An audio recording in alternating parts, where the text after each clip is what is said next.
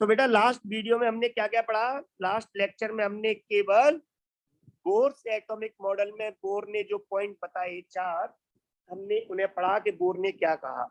अब हम Bohr model के उन पॉइंट्स के बेसिस पर एटम के स्ट्रक्चर के बारे में बहुत सी बातें जान सकते हैं। यानी कि हम ये कह सकते हैं कि बोर्स मॉडल को अब हम डिकोड कर सकते हैं। उन्होंने बहुत सारी बातें हम इससे बाहर निकाल सकते हैं। तो बोर मॉडल से हम क्या क्या सीख सकते हैं बेटा? सबसे पहले तो हम बोर्स मॉडल के अकॉर्डिंग इलेक्ट्रॉन जिस पाथ में घूम रहा है उस पाथ की, उस ऑर्बिट की रेडियस हम कैलकुलेट कर सकते हैं। उसे पहली बार ऑर्बिट या सेल किसने कहा? बोर ने, इसलिए हम उसे बोर सेल भी बोल देते हैं। ठीक है बेटा, तो हम उस बोर सेल की, दैट इज जिसमें इलेक्ट्रॉन घूम रहा है, उसकी रेडियस कैलकुलेट कर सकते हैं। इलेक्ट्रॉन जो घूम रहा है उस ऑर्बिट में, उस इलेक्ट्रॉन की स्पीड कैलकुलेट कर सकते हैं इस बोर मॉडल की हेल्प से। बोर के जो प्रिंसिपल थे इनकी हेल्प से हम स्पीड भी बता सकते हैं, इलेक्ट्रॉन की स्पीड कितनी होगी। ओके बेटा हो। Yes. और हम इस मॉडल की हेल्प से उस ऑर्बिट जिसको हमने मेन एनर्जी लेवल कहा था, उस ऑर्बिट की एनर्जी, या यो कहो कि उस ऑर्बिट में घूमने वाले इलेक्ट्रॉन की एनर्जी भी कैलकुलेट कर सकते हैं। तो अब हम बोर्स मॉडल की हेल्प से यही सारी बातें कैलकुलेट करने जा रहे हैं और इनके ऊपर ही हमसे फिर क्वेश्चंस पूछे जाते हैं, न्यूमेरिकल्स आते हैं। बताओ रेडियस कितनी होगी, या बताओ बेटाओ एनर्जी कितनी होगी इलेक्ट्रॉन की जो घूम रहा है उसमें, स्पीड कितनी होगी। तो हम पहले अब इनकी कैलकुलेशंस करते हैं। मतलब अब बोर मॉडल के बेसिस पर हम कुछ कैलकुलेशंस करने जा रहे हैं। उनमें सबसे पहले हम कैलकुलेशन करेंगे, आप मेरे साथ साथ लिखोगे। मैं 2 कैलकुलेशंस एक साथ करूंगा जिससे आपको थोड़ा याद रखना आसान होगा उन्हें। मैं सबसे पहले यहाँ पे कैलकुलेट करूंगा एक तो रेडियस ऑफ बोर्स ऑर्बिट। बेटा यह बोर्स ऑर्बिट का मतलब है जिसमें इलेक्ट्रॉन चक्कर लगा रहे थे उस पाथ को जिसको बोर ने ऑर्बिट कहा था। बोर्स ऑर्बिट का मतलब ये नहीं है इसमें बोर चक्कर लगा रहे थे, है ना। और एक हम कैलकुलेट करेंगे यहाँ पर velocity of electron in Bohr's orbit. उस बोर्स ऑर्बिट में हम इलेक्ट्रॉन की स्पीड भी कैलकुलेट करेंगे। ओके बेटा हो, 2 चीजें कैलकुलेट करेंगे हम यहाँ पर साथ साथ पैरेलल में।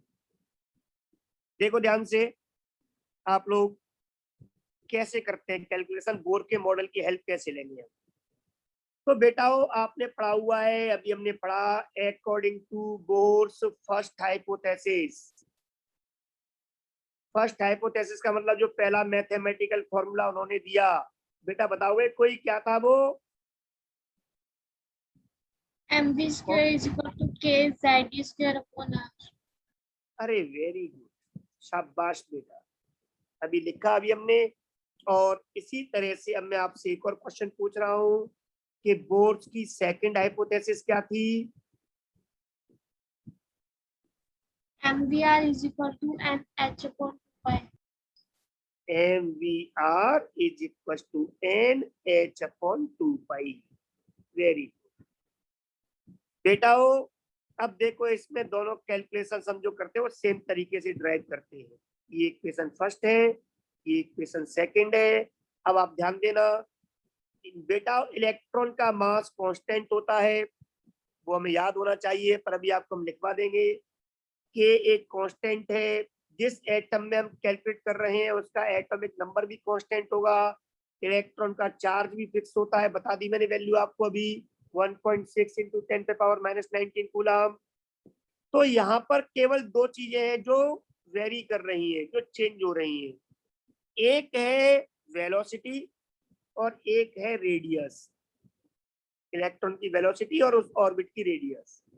ऐसे ही अगर मैं इस नीचे वाले सेकंड इक्वेशन में देखूं तो यहाँ भी वेलोसिटी और रेडियस 2 वेरिएबल है, 2 चेंज होने वाली चीजें हैं। यहाँ पर ना तो m चेंज होगा, इलेक्ट्रॉन का मास वो फिक्स रहेगा हमेशा। h प्लांक कांस्टेंट, इसकी वैल्यू आपको मैं नोट करवा चुका हूँ, एक बार हम फिर लिखेंगे। पाई की वैल्यू आप 22/7 आप जानते हो या 3.14। एन जिस ऑर्बिट की हम रेडियस कैलकुलेट करेंगे बेटा, वो ऑर्बिट नंबर होता है एन, बताया अभी आपको मैंने, प्रिंसिपल क्वांटम नंबर। तो ये भी फिक्स होगा, क्योंकि हम किस ऑर्बिट की रेडियस निकाल रहे हैं ये तो बताना पड़ेगा। अगर मैं सेकंड ऑर्बिट की रेडियस निकाल रहा हूँ तो एन की वैल्यू हमेशा 2 ही रहेगी, अब तो वो चेंज नहीं होगी। तो अगर मुझे रेडियस का फॉर्मूला फाइंड करना है तो मुझे इन दोनों इक्वेशन में जो फालतू में मेरे पास यहाँ पे वी आ रहा है अननोन, इस वी को मैं रिप्लेस कर दूं तो मुझे रेडियस का फॉर्मूला मिल जाएगा। ऐसे ही इन्हीं दोनों इक्वेशन में मैं अगर ये सोचूं कि अगर मुझे वेलोसिटी चाहिए तो मैं रेडियस को अगर वहां से रिप्लेस कर दूं किसी ऐसी वैल्यू से जो मुझे पता हो, तो उस केस में बेटा मुझे वेलोसिटी का फॉर्मूला मिल जाएगा, है ना। यस। Very good. तो बस मैं वही करने जा रहा हूँ बेटा। देखो, किसी भी एक इक्वेशन से वैल्यू निकालो और दूसरे में पुट कर दो। तो मैं यहाँ पे इसको ऐसे लिख सकता हूँ बेटा, इसी फॉर्मूले से वैल्यू निकाल रहा हूँ, क्योंकि यहाँ डायरेक्ट यहाँ लिख सकता हूँ मैं। और v की वैल्यू, इस वैल्यू आ जाएगी NH/2 पाई। इस m को और इस r को मैं ले आऊंगा इधर, डिवाइड कर दूंगा। अब ये जो v की वैल्यू आई है, इस वैल्यू को मैं रिप्लेस कर दूंगा इक्वेशन फर्स्ट में, है ना बेटा। तो on putting value of v in equation first, मैं इक्वेशन फर्स्ट में वैल्यू पुट कर रहा हूं।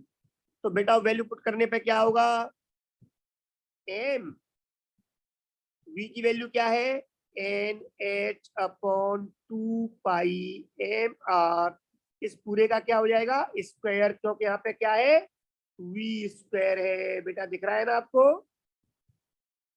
Yes. Is equal to, right hand side को आप एज इट इज लिख दीजिए फर्स्ट इक्वेशन की। फर्स्ट इक्वेशन में m लिखा आपने, v की वैल्यू रिप्लेस की, और राइट हैंड साइड को एज इट इज लिख दीजिए kZe²/r। अब मैं ब्रैकेट ओपन करता हूं तो ये हो जाएगा m into n square, h², 2 का स्क्वायर 4, पाई का pi square, m square, r² is equals to kZe²/r। Any problem? No sir. Very good. अब बेटा हो, आप ध्यान देना, मैं यहाँ पर एक r से एक r कैंसिल, एक m से एक m कैंसिल, है ना बेटा। और अब इसके बाद मैं क्या करूंगा, इस बचे हुए r को इधर लाऊंगा तो मल्टीप्लाई हो जाएगा, और इस बचे हुए kZe²r को इधर लेके आऊंगा तो ये डिवाइड हो जाएगा। मैं इसे इंटरचेंज कर दूंगा। ऐसा करने पर मुझे डायरेक्ट r क्या फॉर्मूला मिल जाएगा, r is equal to n² divide by 4 पाई² MKZe²। ये हो गया मेन फॉर्मूला। बोलो बेटा जी, कोई problem? No sir. Very good, याद रहेगा ये फॉर्मूला, डेरिवेशन समझ में आ गया। यस। बस इतना करते हैं कि इस बोर ऑर्बिट की इस रेडियस को मैं लिखता हूं Rn। n का मतलब है यहाँ पे nth ऑर्बिट। तो अगर मुझसे फर्स्ट ऑर्बिट की रेडियस पूछेगा तो मैं n की वैल्यू 1 पुट कर दूंगा। अगर मुझसे सेकंड ऑर्बिट की पूछेगा तो मैं n की वैल्यू 2 पुट कर दूंगा। मतलब n is the nth orbit को जिसकी पूछेगा रेडियस की वैल्यू, जिस ऑर्बिट की, मैं उसी के लिए n की वैल्यू चेंज कर दूंगा। इज दैट क्लियर बेटा? यस। अब आप यहाँ पर थोड़ा सा होशियारी दिखाओ, और वो क्या है कि अगर मेरे बेटाओं मैंने इस इक्वेशन सेकंड से अगर r की वैल्यू निकाली होती तो कितनी आती, आर की वैल्यू निकाली होती तो क्या आती, NH अपॉन 2 पाई MV। अब ये पूरा MV इधर आ जाता ना डिवाइड में,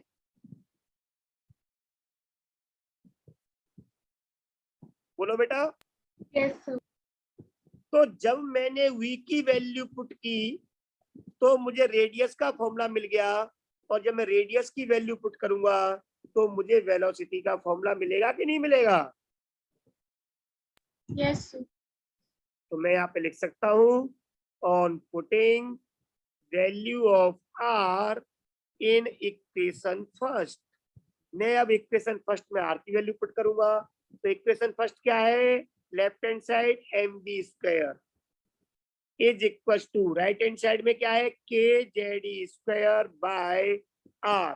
R की जगह पर अब मैं लिख दूंगा, क्या लिखूंगा R की जगह पर बेटा, ये NH अपॉन 2 पाई MV। कोई प्रॉब्लम बेटा, No, sir. ये 2 पाई MV ऊपर आ जाएगा,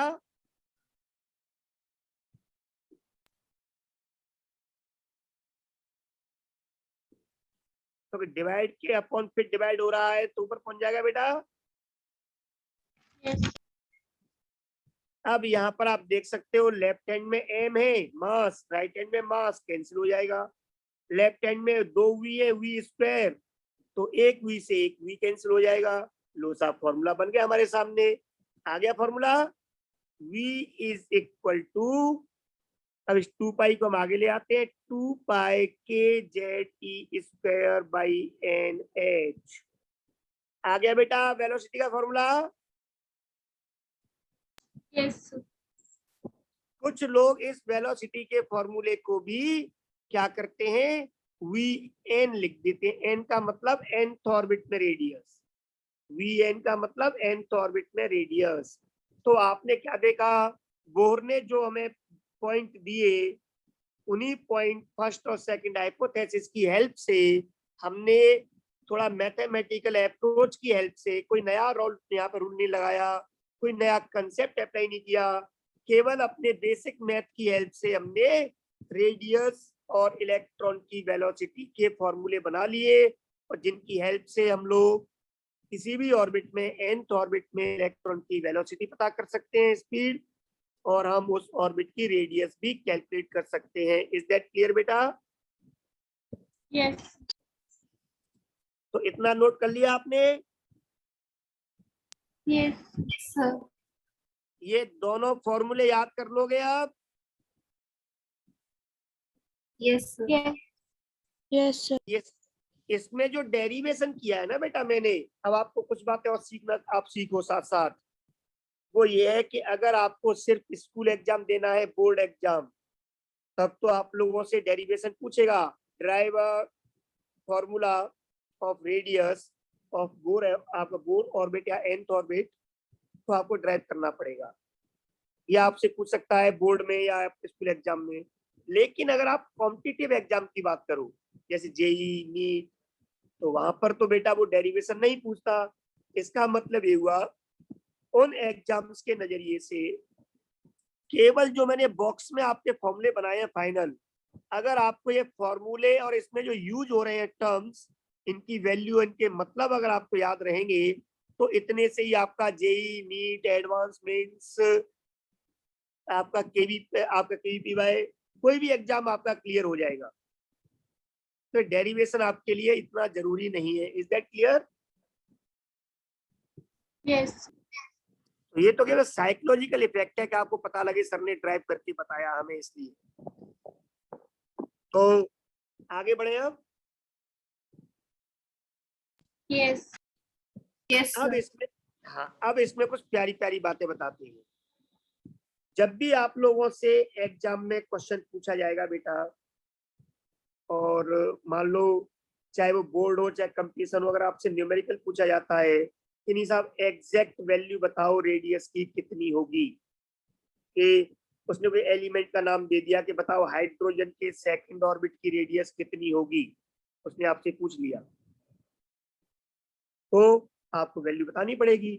या उसने कहा कि लिथियम के फर्स्ट ऑर्बिट की रेडियस क्या होगी, है ना बेटा।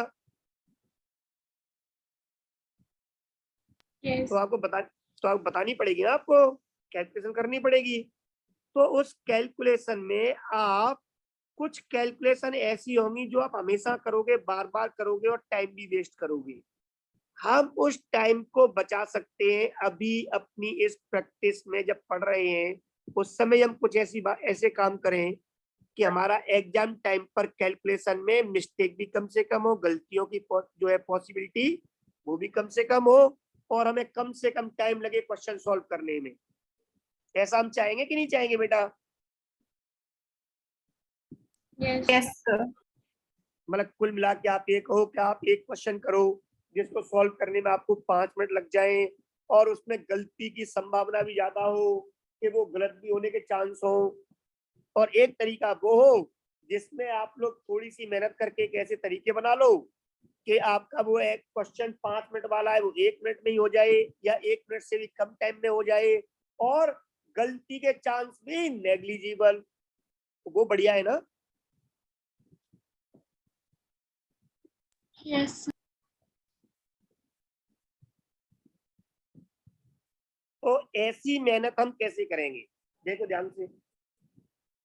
हम क्या करने जा रहे हैं कि जब भी हमसे रेडियस या वेलोसिटी पूछी जाएगी, तो वहां पर एक तो पाई की वैल्यू है जो हमेशा फिक्स रहेगी, वो तो चेंज होती नहीं कभी। एक प्लांक कांस्टेंट की वैल्यू कभी चेंज नहीं होनी। एक के जो कांस्टेंट इलेक्ट्रोस्टैटिक फोर्स में आता है वो वैल्यू कभी चेंज नहीं होनी। एक इलेक्ट्रॉन का चार्ज कभी चेंज नहीं होना। एक इलेक्ट्रॉन का मास कभी चेंज नहीं होना। तो जो वैल्यू कभी चेंज नहीं होनी है उनका मैं हर बार न्यूमेरिकल में ये पूरा फॉर्मूला लिखूंगा, हर बार वैल्यू पुट करके पूरी कैलकुलेशन करूंगा। इससे बेटर ये कि जो कांस्टेंट वैल्यू है इनकी वैल्यू कैलकुलेट करके मैं पहले से याद कर लूं, है ना बेटा। Yes. तो मैं आपको यहाँ पे वैल्यूज बता रहा हूँ, और फिर कैलकुलेशन के बाद वैल्यू क्या आई वो बता रहा हूँ। फिर मैं आपके सामने न्यूमेरिकल्स करूंगा, कुछ मैं न्यूमेरिकल्स भी करके बताऊंगा। देखो कितनी जल्दी न्यूमेरिकल्स हो जाते हैं। हम आज एनर्जी वाली बात नहीं पढ़ेंगे। मैंने कहा था कि हम बोर के मॉडल से 3 बात कैलकुलेट कर सकते हैं। क्या क्या? रेडियस, ऑर्बिट की, इलेक्ट्रॉन की स्पीड ऑर्बिट में कितनी है, और एनर्जी इलेक्ट्रॉन की कितनी है, ये हम कैलकुलेट कर सकते हैं। बट अभी हम यहाँ पे एनर्जी की बात बाद में करेंगे। पहले हम ये 2 बातें करते हैं, रेडियस और स्पीड। ओके बेटाओ, चलो देखो अब मेरे बेटा, जैसा कि आप लोग जानते हो पाई की वैल्यू 3.14 हम पुट कर लेते हैं न्यूमेरिकल्स में, वैसे 22/7। आपको पता है जो के कांस्टेंट हम यहाँ पे ले रहे हैं इसकी वैल्यू 9 × 10⁹ न्यूटन मीटर स्क्वायर पर कूलम स्क्वायर। यहाँ पर जो इलेक्ट्रॉन का चार्ज है उसकी वैल्यू 1.6 × 10⁻⁻19 कूलम। इलेक्ट्रॉन का जो मास है वो होता है 9.1 × 10⁻31 किलोग्राम, है ना बेटा।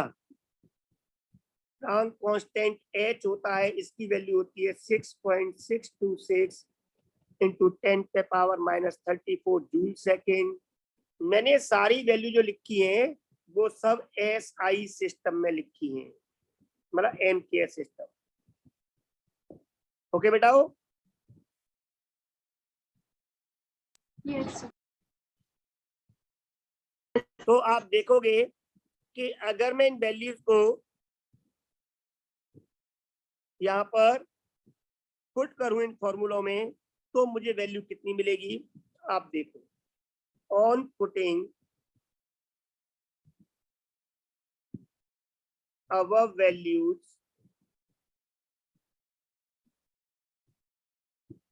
रेडियस आती है nth ऑर्बिट में कैलकुलेट करने पर 0.529 इंटू n² इंटू 10⁻⁻10 मीटर। अब मैंने 10⁻⁻10 मीटर को बोल दिया एंगस्ट्रॉम, ठीक है बेटा। Yes. हाँ, एक एंगस्ट्रॉम जो होता है वो 10⁻⁻10 मीटर के बराबर होता है। तो ये मैंने पुट कर दिया। लो साहब, मेरे सामने एक ऐसा फॉर्मूला आ गया कि अगर मुझसे अब वो कभी भी रेडियस पूछेगा तो मैं कुछ ही सेकंड में जवाब दे दूंगा। जैसे देखो, क्वेश्चन आपके सामने मैं लिख रहा हूं और आप जवाब भी दे दोगे। क्वेश्चन है, calculate radius of first Bohr orbit या फर्स्ट ऑर्बिट ऑफ हाइड्रोजन। ये क्वेश्चन है। अब देखो इसका सॉल्यूशन, आप इसका पलक झपकते सॉल्यूशन कर दोगे। Radius is equal to 0.529 into, इसने कहा फर्स्ट ऑर्बिट, तो एन की वैल्यू हो गई 1। एन क्या है? Orbit number.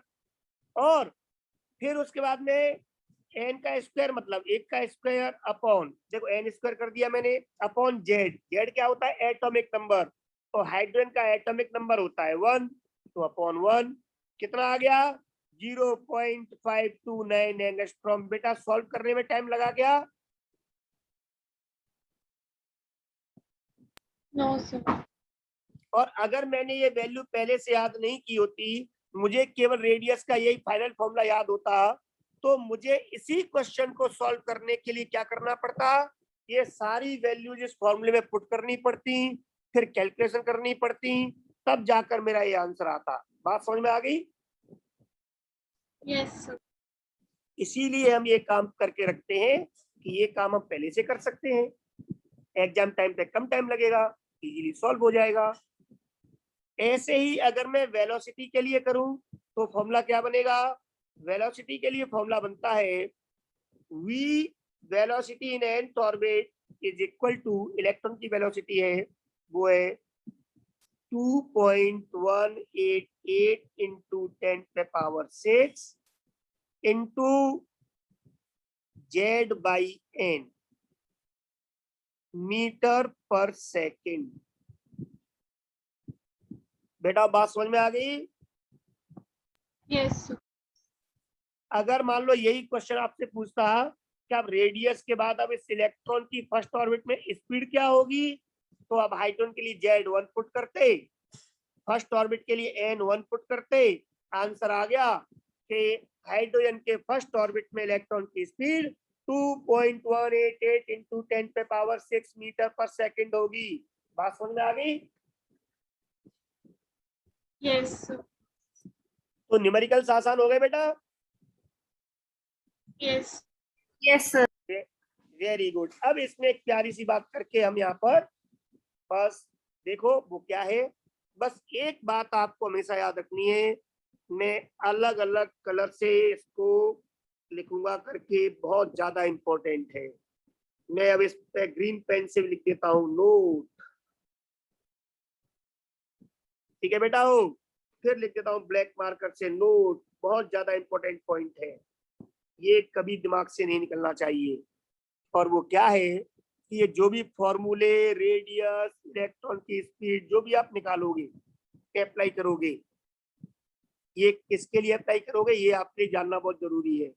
बेटा ये सारी कैलकुलेशन हमने की अभी बोर मॉडल से, तो उसमें हमने क्या किया था? एक न्यूक्लियस था जेड एटॉमिक नंबर का, इसके चारों तरफ ये एक इलेक्ट्रॉन घूम रहा है आर रेडियस पर, वी वेलोसिटी से, यही मान के किया ना सारी कैलकुलेशन? Yes, sir.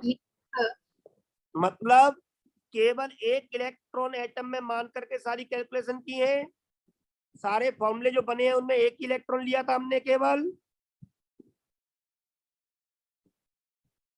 इसका मतलब ये हो गया, वेरी गुड, इसका मतलब ये हो गया कि ये सारी रेडियस या स्पीड हमें इलेक्ट्रॉन की मिलेगी, ये कैलकुलेशन हम केवल उन्हीं एटम में करेंगे या उन्हीं आयनों में करेंगे जिनमें केवल एक ही इलेक्ट्रॉन हो, क्योंकि सारे फॉर्मूले एक ही इलेक्ट्रॉन वाले एटम के लिए बने थे। तो ये बोर के मॉडल की सबसे बड़ी कमी भी थी कि इसकी हेल्प से हम कैलकुलेट तो कर सकते हैं, अच्छा ही है, बट कमी ये है कि केवल एक इलेक्ट्रॉन के लिए कर सकते हैं, एक ही इलेक्ट्रॉन वाले एटम और आयनों पर ही अप्लाई कर सकते हैं। तो ये बात आप याद रखोगे। Bohr's model is valid only for atoms or ions having only one electron। ऐसे एटम्स और आयंस को नाम दिया गया और हाइड्रोजन लाइक एटम्स और आयन। तो हाइड्रोजन में भी क्या होता है, एक इलेक्ट्रॉन होता है ना। Yes, sir.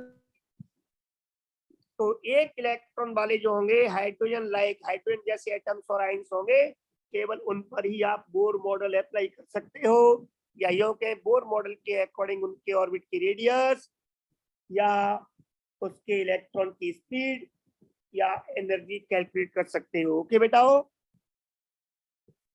Yes, sir. अब एक दो, वेरी गुड, अब एक दो प्यारे प्यारे क्वेश्चन लेंगे, फिर हम उसके बाद में आज के सेशन का एंड करेंगे। टॉपिक कंप्लीट हो जाएगा आपका, ठीक है बेटा। Yes, तो इसको इरेज कर दूं। yes. चलो देखो, वेरी गुड। देखो अब क्वेश्चन है आपके सामने, फाइंड द रेशियो ऑफ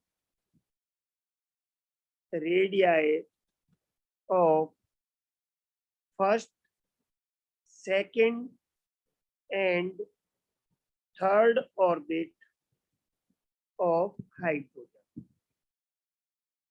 तो देखो बेटा, ऐसे क्वेश्चन हम कैसे सॉल्व करते हैं, समझो आप पहले। ऐसे क्वेश्चंस को हम दिमाग से सॉल्व करते हैं। अगर आप दिमाग नहीं लगाओगे तो टाइम बहुत लग जाएगा, सॉल्व तो कर लूंगी। अब हम जल्दी सॉल्व कैसे करते हैं, हमसे रेडियस पूछा है, हम लोग जानते हैं radius 0.529 into n square by Z angstrom होता है।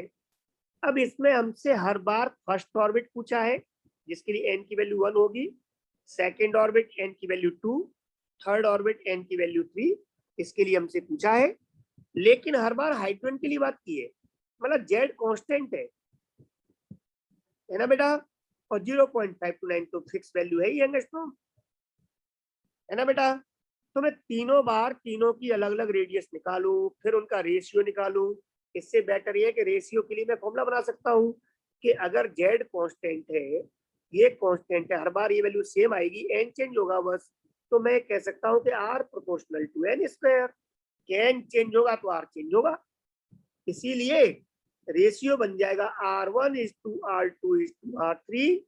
तीनों रेडियस का ratio will be equal to ratio of N1 is to N2 square is to N3 square.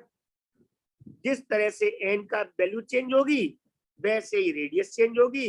ये फॉर्मूला मैं बना लूंगा, दिमाग में सेट कर लूंगा और डायरेक्ट अब यहाँ पे इसको सॉल्व कर दूंगा। So it is equal to N1 कितना है, फर्स्ट ऑर्बिट 1 का स्क्वायर, सेकेंड ऑर्बिट कितना है बेटा 2 तो 2 का स्क्वायर, थर्ड कितना है बेटा जी 3 तो 3 का स्क्वायर।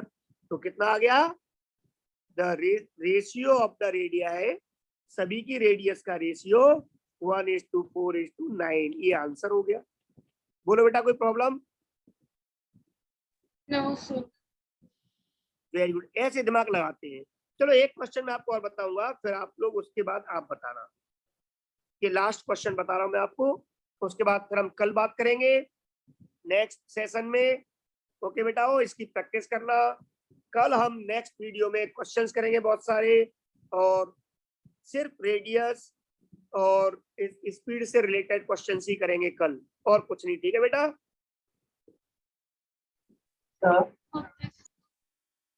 और इसमें 9th-10th के जो हमारे मैथ और साइंस के फिजिक्स के कंसेप्ट हैं उन्हें मिला मिला करके हम इसमें और भी नए नए वैरायटी के क्वेश्चन बनाएंगे, लेकिन केवल speed of electron in Bohr orbit और बोर ऑर्बिट की रेडियस को मिला के बस, और नया कोई कंसेप्ट नहीं पढ़ेंगे हम, ठीक है बेटा। कल की क्लास में हम आज लास्ट क्वेश्चन देखो, find the ratio of radii of second orbit of hydrogen, He plus helium ion, Li2 plus lithium ion. इन तीनों के सेकंड ऑर्बिट की रेडियस जो होगी, उस रेडियस की वैल्यू नहीं, उनका रेशियो बताना है आपको। तो देखो फिर वही दिमाग लगाओ जैसे हमने ऊपर लगाया था बेटा। अब की बार क्या हो रहा है, हम लोग जानते हैं R is equal to 0.529 into n square by Z angstrom होता है। अब हम देख रहे हैं क्वेश्चन में कि ये हर बार हमें यूज करना पड़ेगा, हाइड्रोजन के लिए भी, हीलियम आयन के लिए भी, लिथियम के लिए। लेकिन इसमें एन जो है वो सबके लिए सेकंड ऑर्बिट है और ये फिक्स है, ये कांस्टेंट है। सिर्फ क्या चेंज होगा एलिमेंट के अकॉर्डिंग, जेड चेंज होगा। हाइड्रोजन का एटॉमिक नंबर 1, हीलियम का एटॉमिक नंबर 2, लिथियम का एटॉमिक नंबर 3। ओके बेटा, तो मैं इन कांस्टेंट, हाँ वेरी गुड, तो मैं कांस्टेंट को हटा के बना सकता हूँ R प्रोपोर्शनल 1/Z। मतलब R1, R2 और R3 तीनों की रेडियस का ratio will be equal to 1/Z1 is to 1/Z2 is to 1/Z3। तीनों के एटॉमिक नंबर के इनवर्स का रेशियो। तो मैं इसी कंसेप्ट को इस क्वेश्चन में लगा दूंगा, सॉल्यूशन हो जाएगा इसका 1, 2, 3 तीनों रेडियस ऑर्बिट की, तीनों एलिमेंट में सेकंड ऑर्बिट की रेडियस का ratio will be equal to 1/Z1, 1/Z2, 1/Z3 is equal to 1/1। Second case में क्या है Z2, थर्ड केस में क्या है 1/3। आप ऐसे लिख के आ जाओगे, लेकिन ये अच्छा तरीका नहीं है, हो सकता है ऑब्जेक्टिव क्वेश्चन में ऑप्शन में भी ना हो। तो जब भी ऐसे रेशियो आते हैं तो ऐसे रेशियो को सिंपल करने का तरीका होता है। जैसे मैं आपको एक बता दूं, मैथ है ये आपका, पर मैं एक बार रिवाइज कर दूं।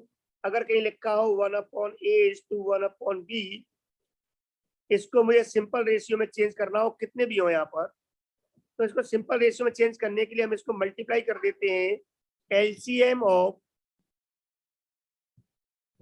A, B, C, जो भी ये नंबर है इन सबके एलसीएम से आप मल्टीप्लाई कर दो पूरे इक्वेशन को। तो ऐसा करने से हमें क्या मिल जाता है बेटा, सिंपल रेशियो मिल जाता है। ये मैथ बोलता है, ठीक है बेटा। यस। तो यही काम अब मैं यहाँ कर रहा हूँ। इनका रेशियो क्या हुआ, 1, 2, 3 का एलसीएम 6।